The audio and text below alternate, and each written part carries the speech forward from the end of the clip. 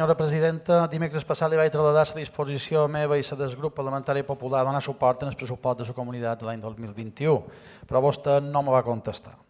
I miri, senyora Armengol, és evident que si vostè fos coherent assumiria responsabilitats i dimitiria, perquè ha quedat totalment desautoritzada per demanar cap sacrifici a la població.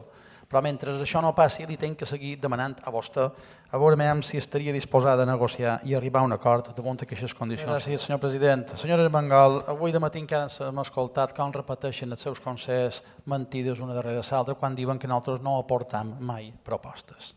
Han donat suport a la majoria de propostes que han fet vostès. De 113 n'hem aprovat 96. Nosaltres n'hem presentades 200 de propostes. Vostès pràcticament no m'han secundat cap ni una.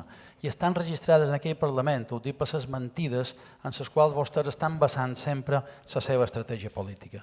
Nosaltres sempre hem donat suport a les mesures sanitàries i sobretot en aquestes mesures sanitàries les hem complit escrupolosament, com la majoria de ciutadans de la nostra comunitat autònoma.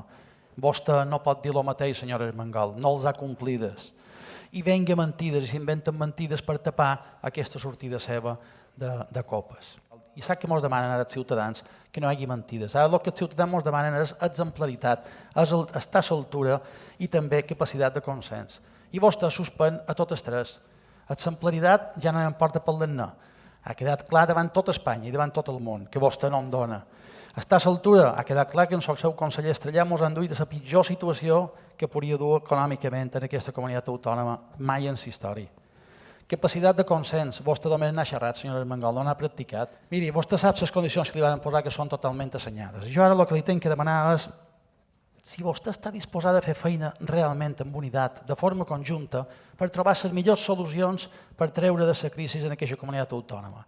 Des del Partit Popular estem disposats i tenim experiència, capacitat i propostes per fer-ho. Vostè ho vol fer o tornarà a ser una comèdia per després treure-nos-ho aquí. Gràcies, senyora Armengol.